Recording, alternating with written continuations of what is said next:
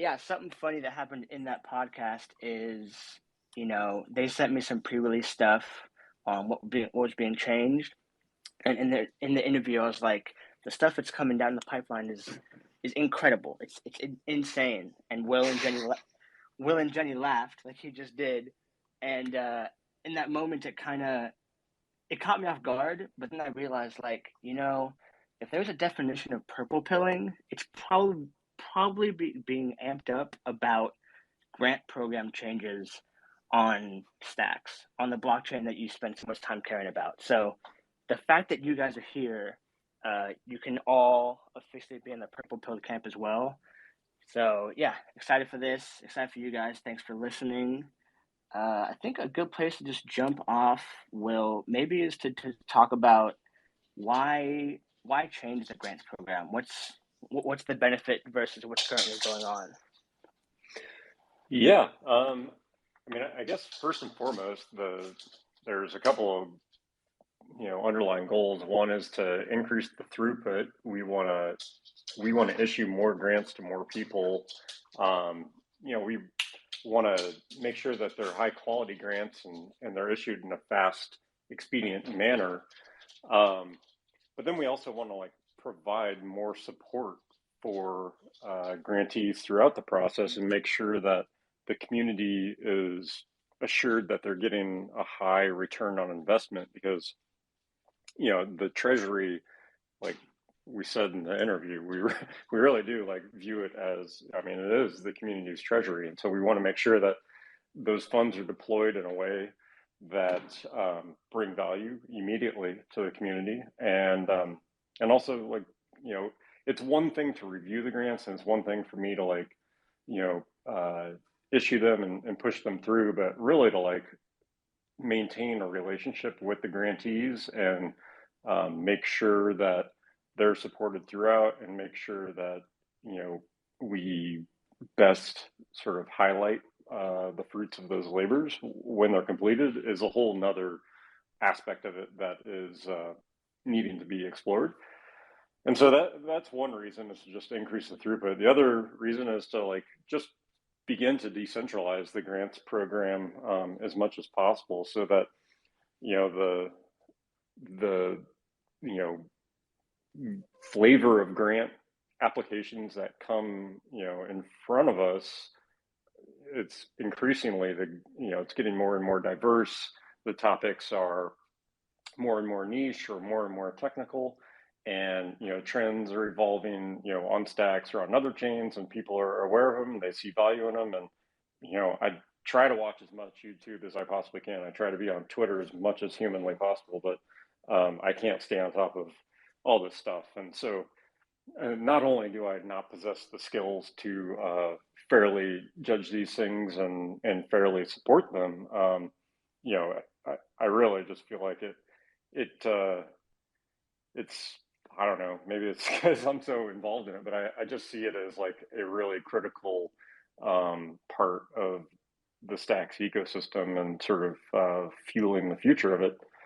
So I think it makes a lot of sense to have more people involved. And I tried to communicate in the blog post and on the interview that I really want these people, people that are interested and involved in being an ambassador, to I think if you can sort of say, hey, I bring value in a technical sense, a design sense, or a community sense, we need to cover all three of those. And together, I think that that might not be the perfect model, but that seems to be a pretty solid Venn diagram, and where those three circles overlap, hopefully that is where a really thriving community will spring from.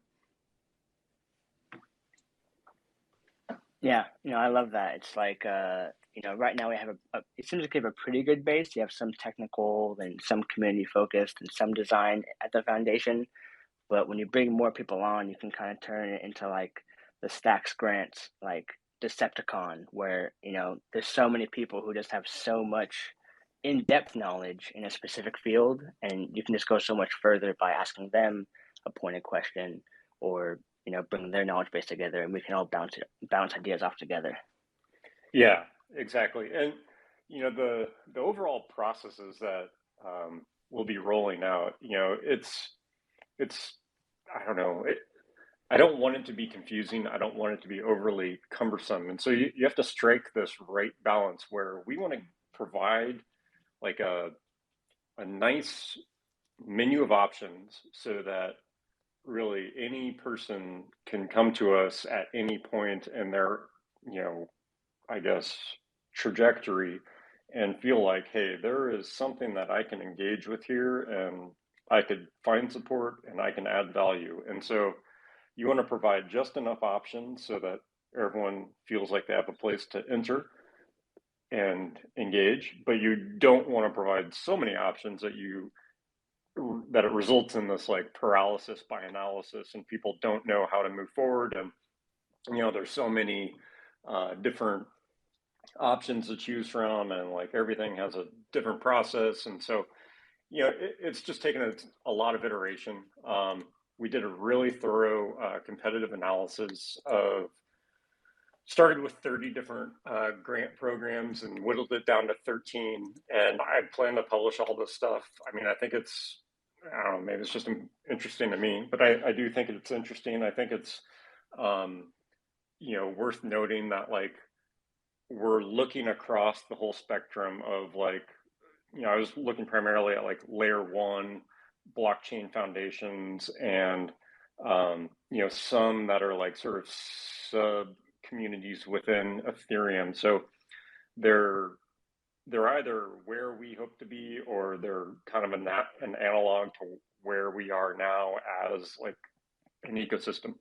And really just tried to create like a very thorough way of evaluating them and grading them and trying to discern, okay, what's working, what's not working, how do we like cherry pick the best of the best and pull this together into a comprehensive platform. And so I think Jonathan's on the call. Jonathan has been amazing. He's working with me and Andrew on the development of the grants dashboard. And so there's going to be a lot of changes. Like I said, there's these procedural changes, there's these changes in mechanics with the dashboard, and then there's some other structural changes with the introduction of the ambassadors and some of the decentralization options that we've been hinting at. And so, I think it'll probably be important that we do some of these spaces moving forward. But I guess with that in mind, we made a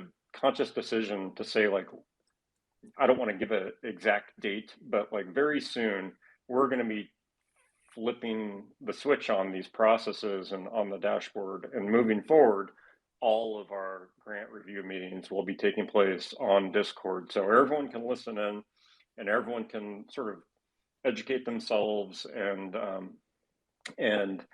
hear the conversations, hear the dialogue.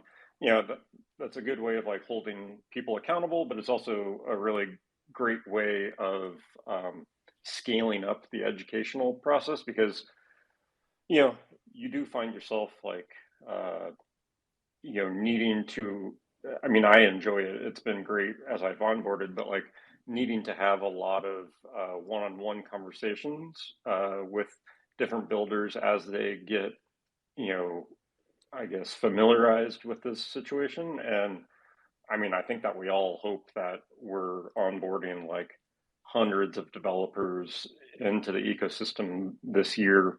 And obviously that model doesn't scale. Yeah.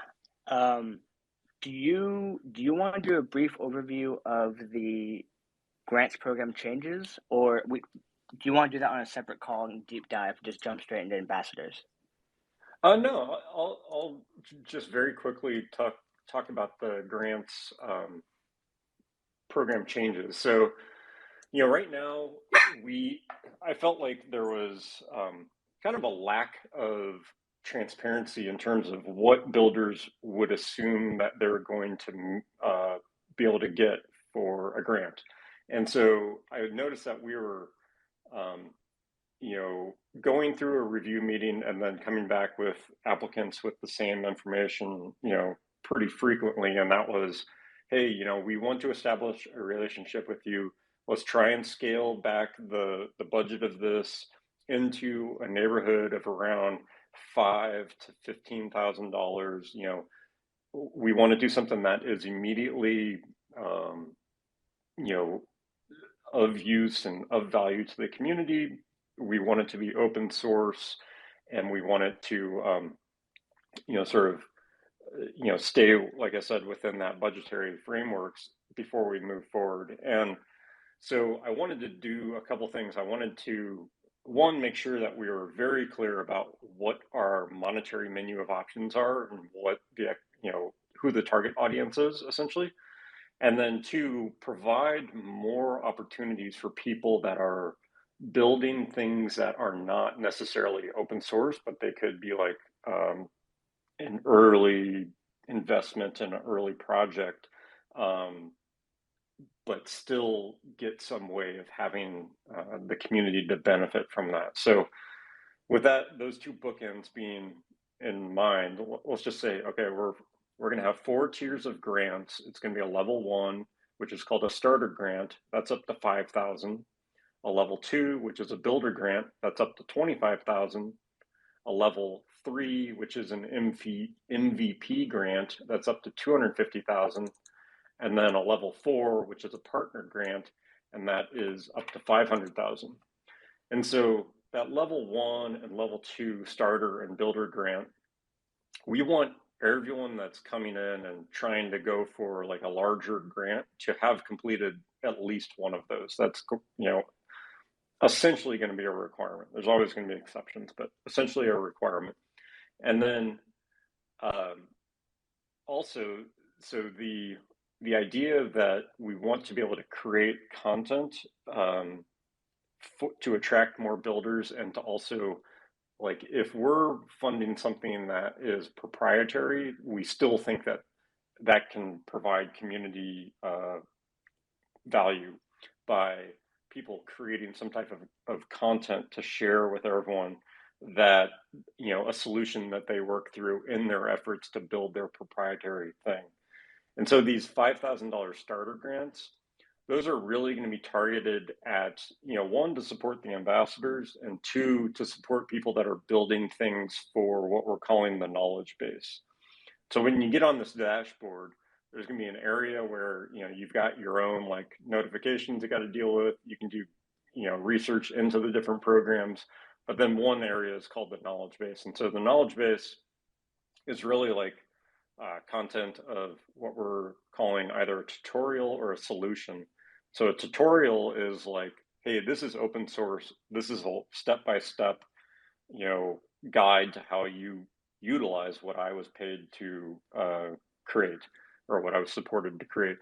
That's a tutorial. A solution is, hey, it comes from a project where, the overall like effort is tied to this entrepreneurial thing that I'm doing, but I could abstract out this part of that project and say, hey, this is like a workflow that I dealt with, and integrating these two things, or writing this bit of code, or doing this degree of community outreach or something. And so that is a solution. And so that is still something that we can add to our knowledge base and can be shared with the community. So that $5,000, that will essentially like be a way to get people to populate this knowledge base, but it's also, a way for you to cut your teeth with the grants program, and for us to get familiarized with you, and you to get familiarized with us. And then that opens you up for these larger grants. And so the next step up from that is the builder grant, which is, again, like really sort of probably more targeted to open source builders that are creating like composable code and infrastructure and tooling. And then the next one up from that is an MVP. So we get a lot of grants that are people that are looking to apply for the Stacks Accelerator or another accelerator, and they're like early enough in their journey, and they want to be able to pull together a working MVP of a grant, or sorry, of a product before they go and try and secure angel financing or seed financing.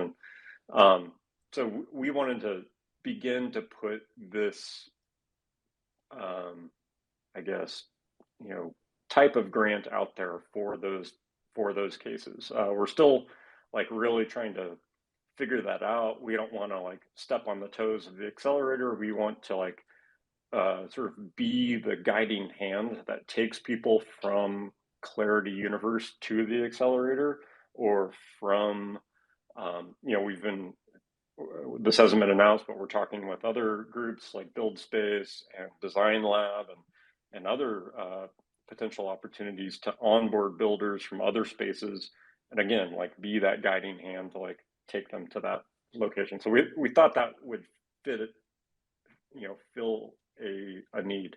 And then the partner ones, that's more for like more established companies and projects and protocols, DAOs, even guilds, other foundations that are looking for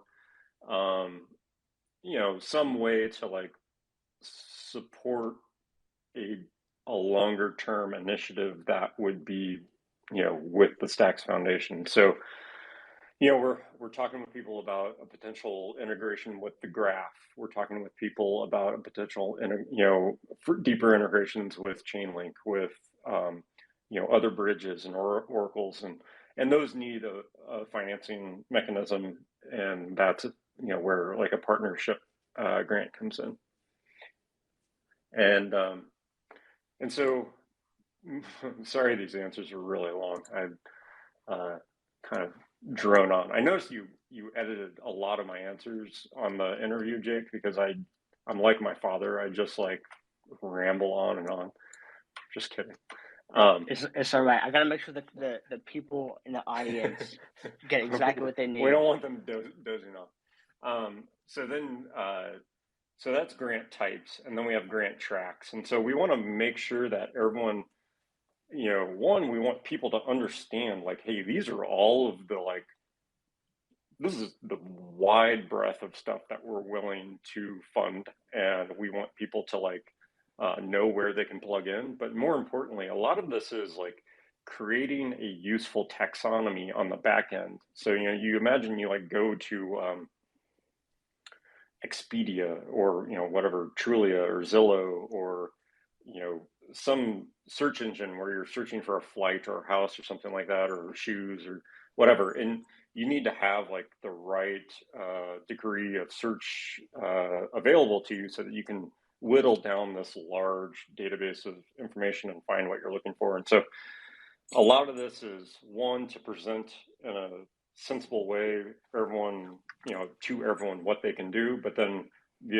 on the flip side is to like give people a useful way of culling through all this in the end. So there's going to be 8 grant tracks, and so ideally, like as we develop this ambassador program, it would be great if we had like a an expert, or like someone that really felt like ownership in each one of these 8 areas. And so it's Stacks protocol, Stacks interface, cross-chain and off-chain, Bitcoin utility and liquidity, Stacks dApps, developer experience, user experience, and then education and community. And I'll be sharing all this stuff soon. So that's grant tracks and grant types and grant tracks. And then the last thing, and I'll just kind of like leave it at this because it does get a little wordy and detailed, but essentially we wanted to take the process and we wanted to remove the burden from the grant review committee, because as you can imagine, like the core foundation blockchain developers, their time is hard to schedule. They're quite valuable, and so it's hard to like convene everyone for these reviews, and then if there's a question lingering, then it's hard to like circle back with them. And so anyway, we want to set those individuals aside for like those large grants, the level 3s and level 4s, but those level ones and level twos, those are going to be primarily up to myself, Kenny, Jenny, most likely, and then the ambassadors. And so we're going to be able to really, you know, move through these hopefully a lot faster by having like an immediate and dedicated group of people that are just there for reviewing grants and mentoring grantees. And by having the meetings on Discord open for everyone to listen into and for grantees to be able to come up on stage and talk and just like, hey, there's like a simple question that needs answered. So rather than that, like adding 2 weeks onto your review, they should just be available to answer the question right there on the spot. And then we move on. So, I think that this is all going to take some trial and error in terms of like the user experience. Is Discord the right venue somewhere else? And then also what time of day we want to be cognizant of. This is a global community. We have people in a lot of different time zones with a lot of different obligations in life. So, it's going to probably start off fairly structured. And then as we get a little bit of familiarity with each other and with the process, again, like really err on the side of decentralizing sooner rather than later. Very cool. Um, okay, I'm gonna try and synthesize what you just said. I'm sitting here taking notes, and my handwriting's already pretty bad, and now I can barely even make out what I'm writing here. But I like the goals you're putting forward because the grants program right now is just on GitHub, and it's just kind of like a one size fits all. It's a Reddit almost style page where everything kind of blends together. So, like you said, you can't filter, you can't organize, you can't categorize it. So it's hard to get past data on like what was approved in the past and kind of see like, okay, I want to do something like that. That gets approved for that. This is kind of my ballpark. I could see that being powerful. Where like if you're applying for a grant, you're not even sure. Maybe you should go big on the first swing, or just like your early questions of like, what's a minimum viable product of this idea look like, where we can pare it down and do two pieces of it. Um, so giving these kind of guide rails, I like a lot. It's kind of like the yellow brick road to success, where you can start with the L1 or L2, and then you iterate and build trust over time. Uh, and I also really like the knowledge base idea because I know for me, when I first found Stacks, and I'm trying to figure out where I want to go as a potential dev. YouTube was my source, and YouTube is like all solidity all day long, Mm-hmm. and so and there's you can find some clarity stuff if you go to kind of the deep recesses of different Stacks websites, but it was hard, and it's especially hard to find tutorials, and everyone learns so differently that Mm-hmm. some people do video, some people want text, some people want it to be more of like Code Academy style, where I can kind of like tinker with the code, make it break, and edit it, and see how this thing interacts at the code level. And I think that the knowledge base is going to attract a ton of new people into the ecosystem just because they're going to find that one video that speaks to them. Um, and I'd love to touch on that a little bit, Kenny, because you're the new dev advocate, and I know you have a personal passion for trying to onboard these next wave of devs, especially the people that maybe haven't jumped into Web3 yet, where they're proficient Web2 devs, they do what they do. How are you thinking about this of bringing the next whatever it is, 10,000 devs to go from being basic front end developers or coders in a Web2 infrastructure to Web3 and Stacks? Yeah, I think you kind of touched on a lot of it with what you were saying with your dev journey, which follows a similar trajectory to mine. I originally tried to get into Web3 with Ethereum a couple years ago, and I was kind of in a similar situation. I had my full-time job, and I just didn't have time to go digging around for all these resources. And so what I'm really excited about and what my primary goal right now from a high level is just basically so that there's no developer that's wanting to build on Stacks that's wondering what to do next. I want that path forward to be clear, whether that's content, education. And then after that, once, like, let's say, okay, I've built a couple practice apps, I generally know what I'm doing. Then they can move on to the grants program and get involved there and see, okay, well, how can I actually start building real things that contribute to the ecosystem? And then on top of that, you've got this third layer of the ambassador program, which is going to provide guidance to all that. Because one of the other big barriers that I see, especially with Web 2 developers coming over to Web 3, is they're generally just like, well, why? Like, why should I care about all this? I've got my job, my software works fine. I don't understand what the benefit of all this is.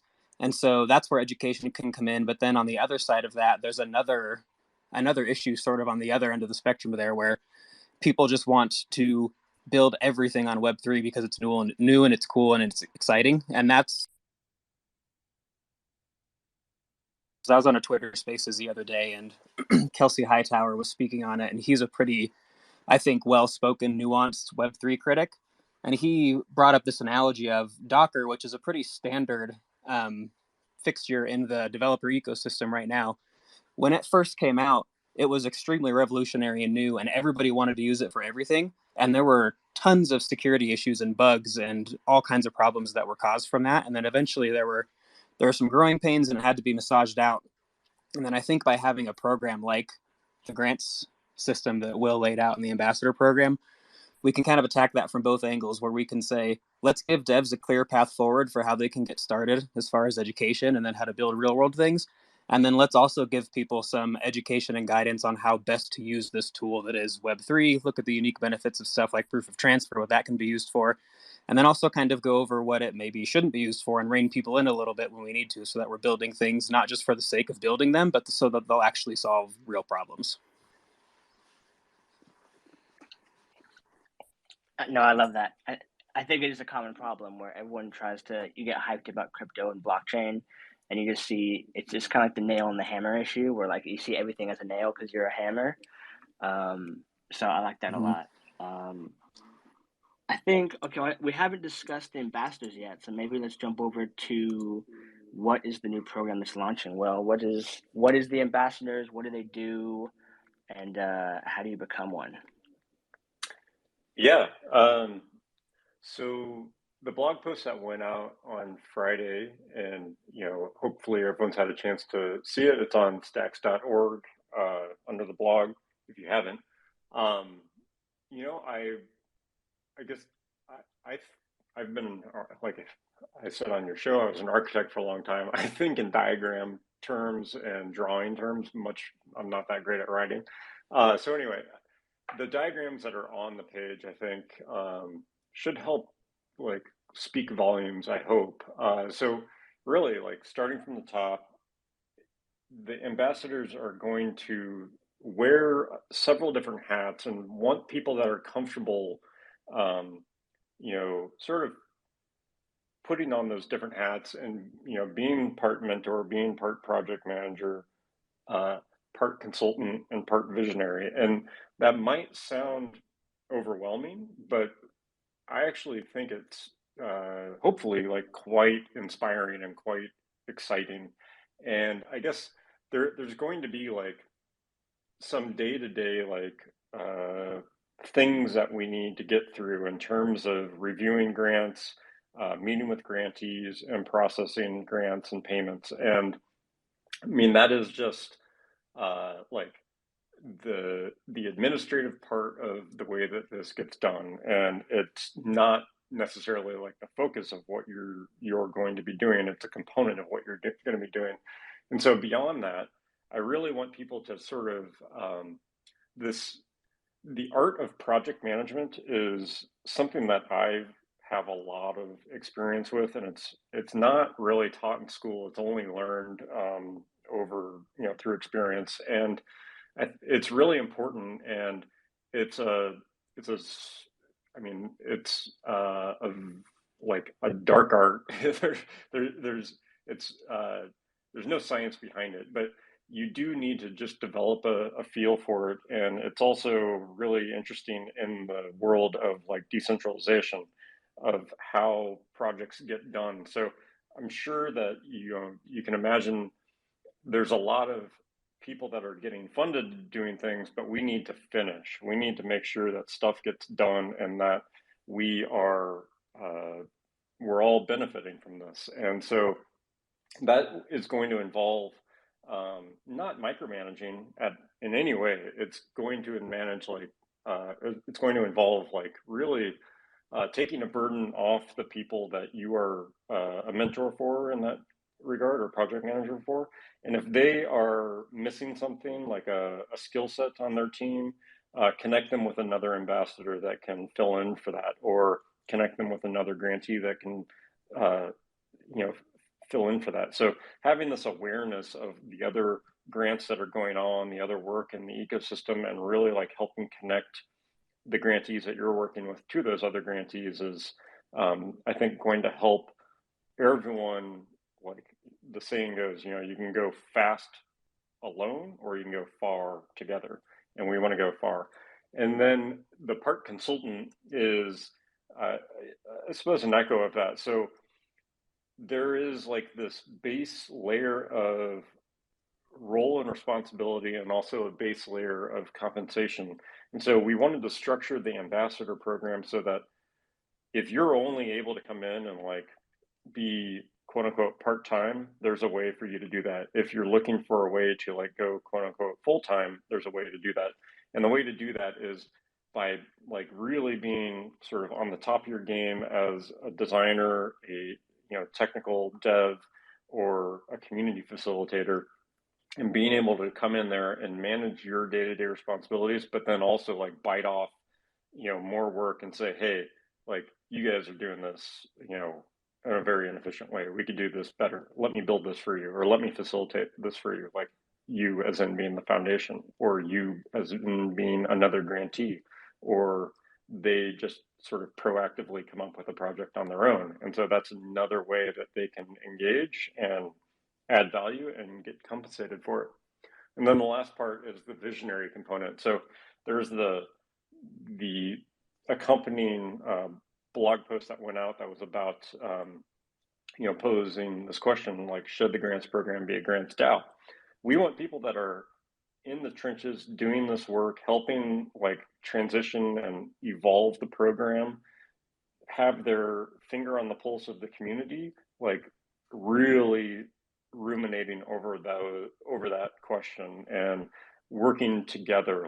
The ambassadors, we don't want the ambassadors to just sort of be in isolation. We really want them working as a team and collaborating with each other and with me and other members of the foundation, and not just worrying about the day to day and the week to week, but thinking about these long term, 6 months out, a year out questions that are a little bit more blue sky and open ended, but we think is really important and valuable and will guide us in the day to day and in the week to week. So that's kind of the mindset, the type of ambassador, as I alluded to. Very simply, just creating these 3 buckets: technical, design, and community. In architecture, there's this tried and true tripartite of design, technical, and project management. There's a lot of this is trivia no one wanted, but the very first architect ever was Vitruvius, and he had the 3 books of architecture, which is Firmitas, Venitas, and Utilitas, which is strength, utility, and beauty.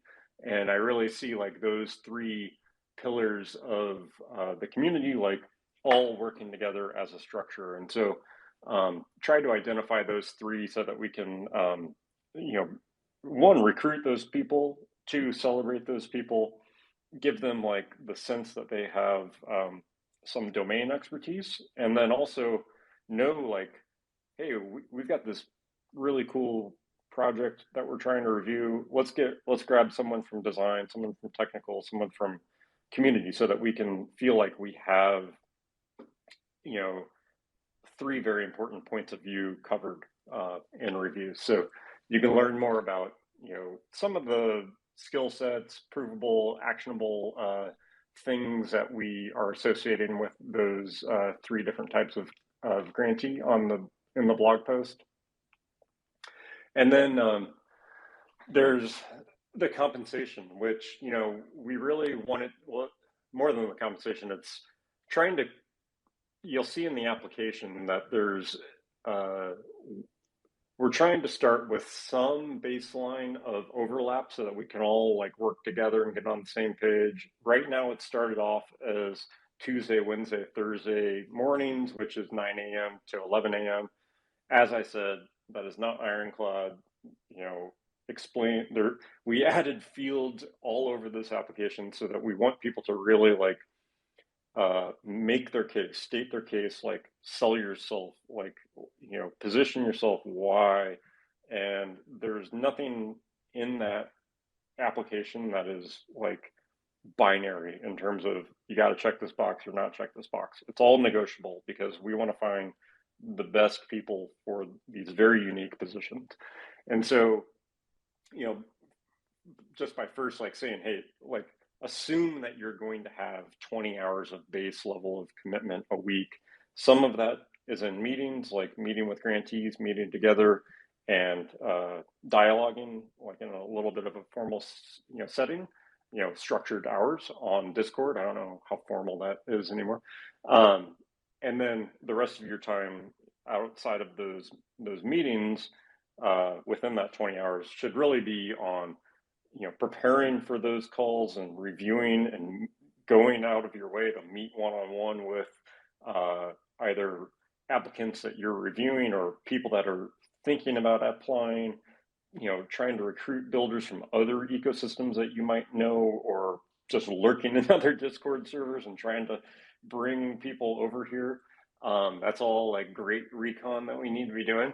And then, so for that level of commitment is the up to $1,500 a week, which would be like the base level of pay, and that's paid in stacks. But we're still trying to work. I'm still trying to work with the finance people on like getting a clear understanding of you know, all of the ins and outs of that. It's not going to be prohibitive. We engage a lot of contractors, and the ambassadors will be onboarded just like any other contractor. So there's, depending on where in the world you live, you're going to have to file a W-2, I believe it is, or your country's like version of a W-2. And so that's how you will engage with that. And then the compensation above and beyond that, sorry to be long-winded there, the compensation above and beyond that is going to be having the ability to apply for another $5,000 paid in stacks a month in grants. So I want, you know, I want you all to be like just bursting with ideas and just imagining all the things that you can do. Like, it's the process of getting approved for these grants. I think once we get going and get a little traction and identify, you know, this trajectory that you're on, or this thread of inquiry that you have in mind, you know, it's going to come to the surface. And, you know, those funds, you know, don't like be concerned about like those funds being deployed in a timely manner. They will be. And more importantly, like, we are always being approached by outside companies that, you know, might be working on, you know, a project that could have some overlap with what we're doing, or have some real life use case with what we're doing, or maybe there's an integration or something like that. And these ambassadors are going to be like the, you know, in closest proximity. It's going to be like, there's going to be a lot of you know, I guess, ability to like be the, you know, the first responder, if you will, in knowing about like these opportunities that are coming available, working with other grantees. I could go on and on. I think that's like being a PhD, you know, candidate. I feel it's like you have like certain hours of the week that you're expected to be like in class and like being a TA, you know, in undergrad classes, but then you have like your research labs and studios and stuff that you're doing like the other half of the week. And I want it to be like a very scalable, modular, like hopefully adaptable situation that's going to attract like the best builders in our space. And I will stop talking. I love talking to you, Will. You make my job as a host super easy. Yeah. And you teach us stuff like Vitruvius and his the first architect. But we got the last 15 minutes here, and I want to bring people up if they have any questions. So feel free to raise your hand. I can pull you up. Anything we just covered, any nuances you're curious about, come on up.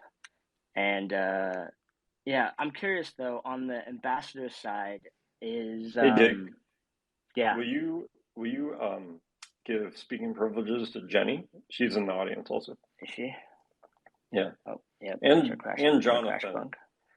Yeah, Jenny is the ecosystem program lead, and then Jonathan is a resident who works with us as the developer. He's working on the grants dashboard.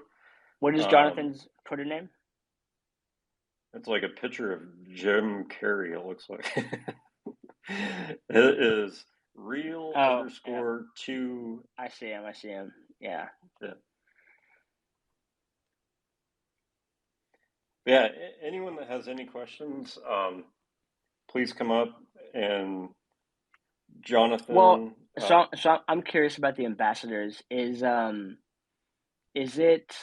Are they more going to be handling grants that come in the pipeline and get submitted, or will they also be like a first line of defense where if anybody has any idea, they can go to the ambassadors first and we can kind of like mold the clay and say, this is great, this has potential, this has legs, or, hit them back with some questions to, mold it a little deeper or say like, we might explore this, or maybe you could try this way.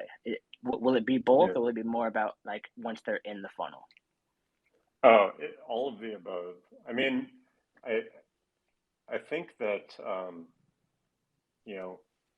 we're all pioneers in this space, and I think that when you're a pioneer, you have to be willing to wear a lot of hats and be comfortable, not just being comfortable, like knowing what you know and knowing what you don't know. And when you know what you don't know, you got to know who to reach out to.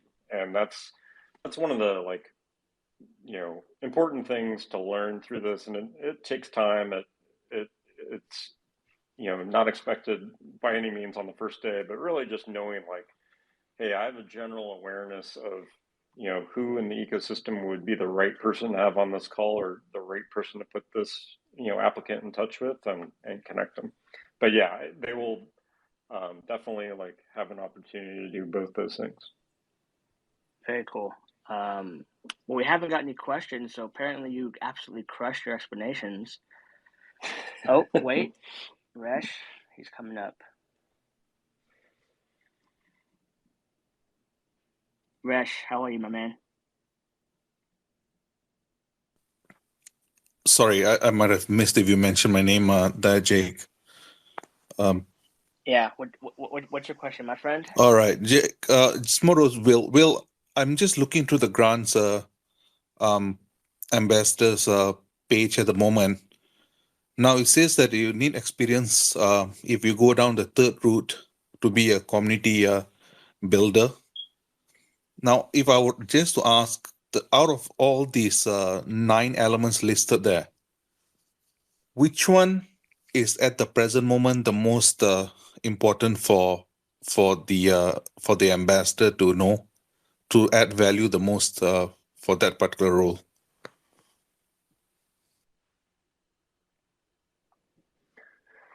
Yeah. I want to make sure that I'm seeing what you're seeing. So this is on the ambassador application page?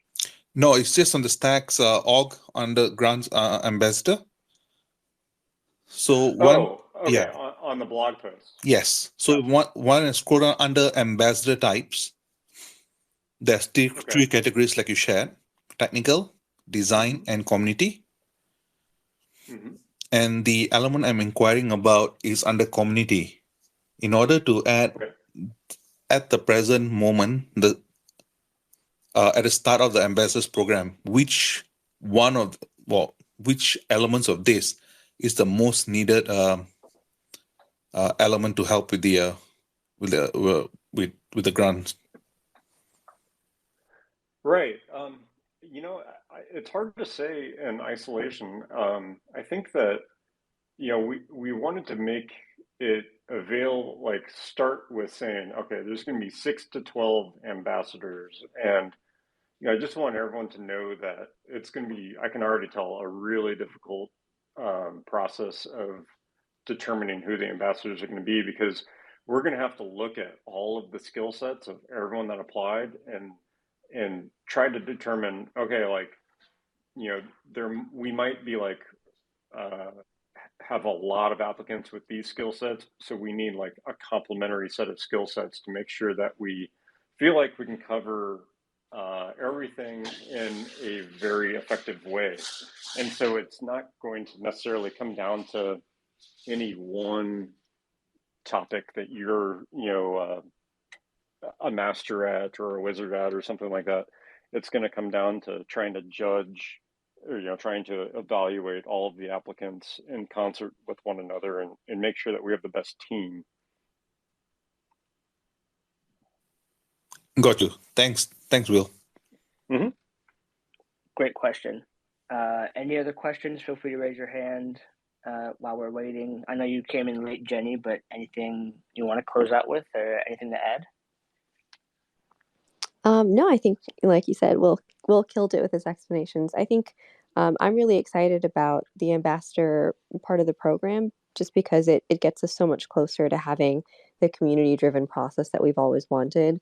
And Will may have mentioned this already in the beginning, but with the grants program, the review committee is extremely capable. You've got a lot of folks on here who know Stacks well, who know the technology well, and I think that the review committee has always approached reviews with the intention of funding people who are really contributing value to Stacks. And the question that we always ask is, how can this project or this proposal add immediate value to the community? And so we're always looking at it in a way that's for the community and not for our own purposes or agenda. But I think we're also aware that over time we might even start to have gaps in our knowledge about what the community needs, right? So the community is the best judge of what it needs in terms of what needs to be built. And so the process of folding in more community members into reviews it's just a natural, I think, evolution of the way that we want to approach the grants program. So shout out to Will for really pushing ambassadors to get involved. Yeah, no, that's great. I think especially because the people, all of us who use the platforms daily, we're the power users that we feel where the pain points are and what is really missing. So it might not be someone formally applies for a grant, but it could be a wish list, or at least kind of like you are aware of it, and then you are now in a capacity to like start to take action on those things in different ways, or pass off to someone who could. So I think that's super cool. Any closing thoughts, so we can, before we close this down? Any of you guys? And thank you for taking time. This is super interesting, and I'm excited about this program. I think that the next year of what you guys are going to fund and just Stacks in general is going to be super cool. Well, yeah, thanks for hosting it. And I mean, Jenny has already brought a couple of really vital programs to the point of maturity with the residents and the chapters. And I think that those are, two other things that,